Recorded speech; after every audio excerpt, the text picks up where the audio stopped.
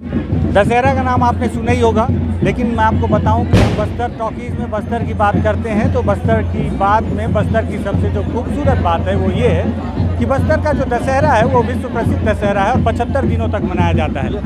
मुझे लगा कि बस्तर की तकलीफ़ों को बताता हूँ, बस्तर की चुनौतियाँ बताता हूँ, तो क्यों ना क्यों बस्तर की खूबसूरती भी बताऊँ। नमस्कार, मैं विकास तिवारी हूँ और आप बस्तर टॉकीज़ देख रहे हैं। दरअसल बस्तर में 75 दिनों तक जो दशहरा मनाया जाता है, तो मैं कोशिश करूंगा कि इसकी जो कुछ खास रस्में हैं वो भी आपको धीरे धीरे बताता चलूं। तो इन रस्मों के बीच में आज काछन गादी का रस्म है। काछन गादी क्या होता है?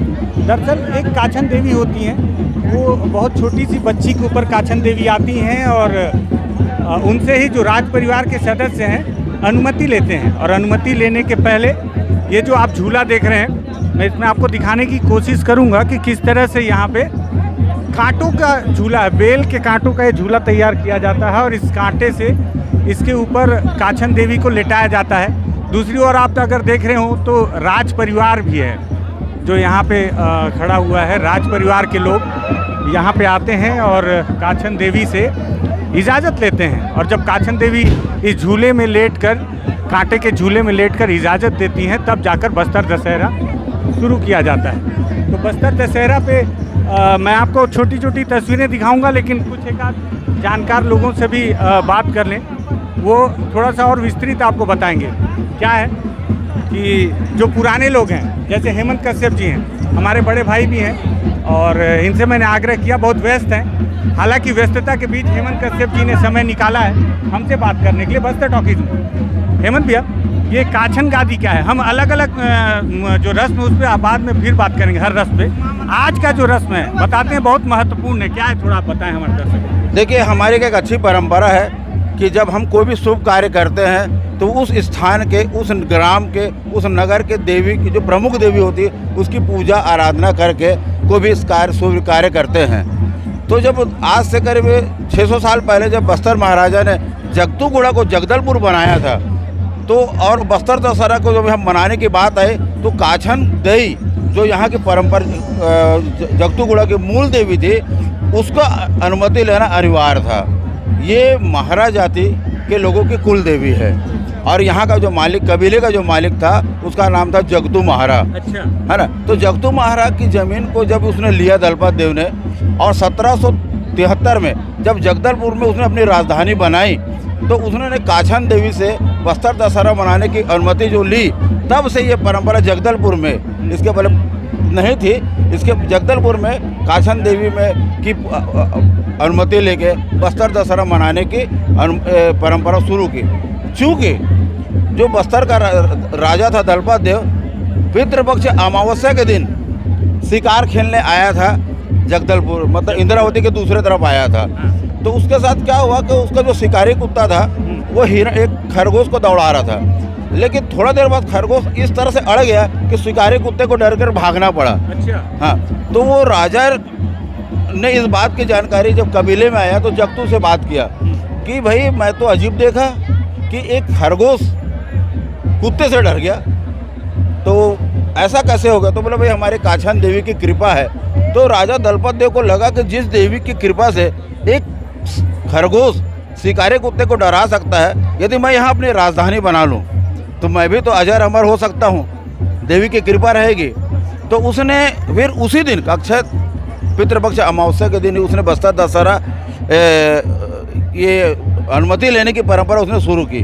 इसलिए आज अक्षय क्या बोलते हैं, पितृपक्ष अमावस्या है, और राजा बाकायदा परंपरा अनुसार, जो काकतीय राजा हैं, ये परंपरा के अनुसार काछन देवी से अनुमति लेंगे।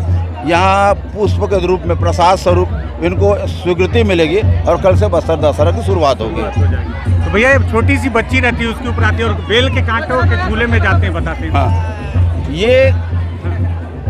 ये काछन देवी कुल देवी है महारा जाति के लोगों की, है ना? जो कई मिर्गान हैं, ऐसे कई जाति हैं, उनके ये कुल देवी है। ठीक है, तो ये लगता है देवी को लाया जा रहा है। मैं आपको दिखाऊं कि किस तरह से काछन देवी हैं, जो छोटी सी बच्ची हैं, उन्हें लाया जा रहा है, और किस तरह से देखिए आप, उनको सफ़ेद कपड़ों में ढक के लाया जा रहा है। बहुत छोटी सी बच्ची हैं जिनके ऊपर काछन देवी सवार होती हैं और इन्हें इस तरह से लाया जाएगा। मैं जो अपने साथी हैं इनसे बोलूँगा कि आपको थोड़ी सी ऊंचाई पे हम चलते हैं, जहाँ से हम आपको आसानी से कुछ तस्वीरें आप देखिए। ये सब परंपरा देखिए, कैसे लाल ड्रेस में देखिए किस तरह से नाच रहे हैं। यहाँ पे देवी देवता सब अलग अलग परगनिया से, अलग अलग जगह से यहाँ पे देवी आती हैं और जो आदिवासियों के जिन्हें आदिवासी पूजा करते हैं वो सभी लोग आते हैं। ये काछन देवी हैं, जा रही हैं। ये कांटे के जो झूला है उस पर इन्हें झुलाया जाएगा।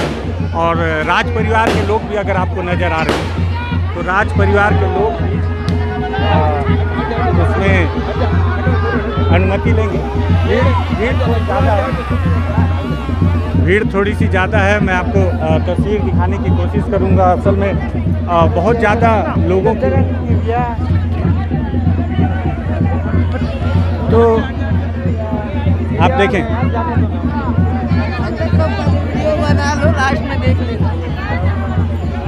देखिए ये काछन देवी हैं सफ़ेद कपड़ों के बीच में। और आप देख रहे होंगे कि राज परिवार भी यहाँ पे उनकी अगुवाई करने और पूजा विधान करने के लिए आया हुआ है। बस्तर दशहरा की एक ख़ास बात आपको बताऊं कि बस्तर का जो दशहरा है ये पूरे 75 दिनों तक चलता है। और आपको पूरे 75 दिनों तक चलने वाला दशहरा शायद ही कहीं मिले, विश्व प्रसिद्ध है। और भी कई बड़ी बड़ी खासियत है इस बस्तर दशहरा की, जिसमें मैं आपको हर महत्वपूर्ण रस्म इसी तरह से दिखाता रहूँगा और बताता रहूँगा कि क्या कुछ खासियत है। सफ़ेद कपड़े के बीच में आप देखें कि किस तरह से काछन देवी को जिससे कांटे के झूले के चारों तरफ परिक्रमा करवाया जा रहा है। और इस तरह से राज परिवार के सदस्य, बस्तर सांसद दीपक बैज भी हैं, जगदलपुर विधायक रेखचंद जैन भी हैं यहाँ पे, और जो यहाँ पे सम्मिलित होने के लिए पहुँचे हुए हैं। हमारे भाईजान जो कैमरामैन हैं बादशाह भाई, उनसे कहूँगा कि थोड़ा सा और हाइट पे रख लें कैमरे को, तो थोड़ा सा जगह बना लें, दिखाइए।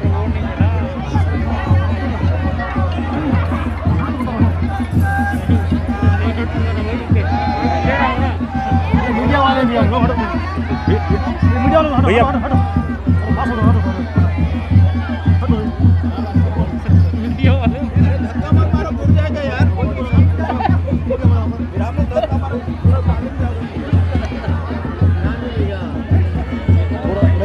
आप देखें किस तरह से ये जो माथे पे मुकुट पहने हुए जो हैं यही हैं काछन देवी। इन्हीं के ऊपर काछन देवी आई हैं। अनुराधा नाम है इनका। और कुछ समय के बाद काछन देवी बदल जाया करती हैं, हर बार बताया जाता है। और पीछे काछन गुड़ी है जिसकी तैयारी विधिवत की गई है। और यहीं पे काछन देवी आती हैं और पूरे परिवार के साथ में, समाज के साथ में। और बताया जाता है कि बस्तर दशहरे में काछन देवी जो है इनका पूजा राज परिवार के द्वारा किया जाता है। देश विदेश से बस्तर का दशहरा देखने के लिए लोग यहाँ पर उमड़ पड़ते हैं। और यहाँ की परंपरा अपने आप में अनूठी है। और यहाँ की मान्यता भी अपने आप में है, अलग है। और आप देखें कि किस तरह से, मैं उम्मीद कर रहा हूँ कि वीडियो की जो क्वालिटी है आपको थोड़ी सी ठीक नज़र आ रही होगी। कोशिश कर रहा हूँ मैं कि ठीक ठाक दिख जाए आपको। देखिए किस तरह से ये देखिए काछन देवी को किस तरह से कांटों के झूले पे ये लेटा दिया गया। और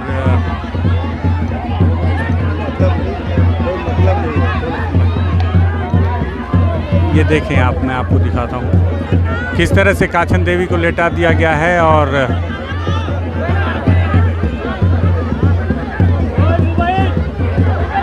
भीड़ बहुत ज़्यादा होने की वजह से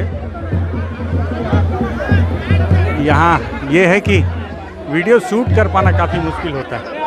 राज परिवार के सदस्य आप देखें, कमलचंद भंजदेव हैं जो अभी वो काछन देवी से ये उन्होंने माला पहना के अनुमति दी है बस्तर दशहरा मनाने की।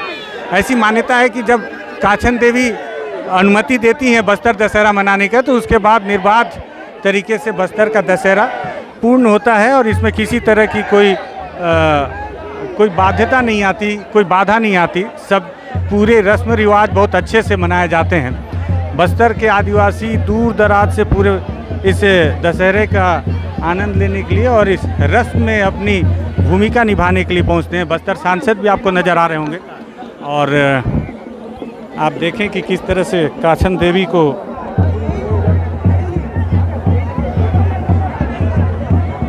फूल माला से पहनाया जा रहा है और उनकी पूजा अर्चना की जा रही है। हर कोई इस दौरान इस कोशिश में रहता है कि जो काछन देवी को जो माला पहनाया जा रहा है उसके फूल का एक अंश मिल जाए। अगर उसके फूल का एक अंश भी मिल जाए तो भी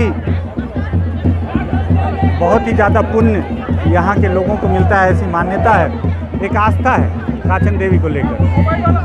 और देखें आप भीड़ किस तरह से बस्तर दशहरा में इस काछन गादी के इस रस्म को मनाने के लिए किस तरह से भीड़ बहुत दूर दूर से आई हुई है और पूरे शहर के लोग, उनके लिए भी अलग से व्यवस्थाएं की गई हैं। यहाँ पे जिला प्रशासन के द्वारा भी व्यवस्था की जाती है। ये भी कोशिश की गई है कि यहाँ पे LCD लगाए गए हैं दोनों तरफ, जिससे कि शहरवासी बहुत आराम से इस रस्म को पूर्ण करते हुए देख पाएँ। ये आप देखिए काछन देवी है, ये देखिए, ये 12 वर्ष की अनुराधा हैं जिनके ऊपर जो है काछन देवी आई हैं। काछन देवी पे भी अगर आप बोलेंगे तो एक अलग से मैं आपको इसके एक विधिवत कहानी बताऊंगा कि किस तरह से बताते हैं कि काछन देवी का भी चुनाव होता है कि किनके ऊपर काछन देवी आएंगी। ये भी अपने आप में एक अनूठा और अनोखा एक रस्म है। देखिए किस तरह से देवी सवार हैं ये।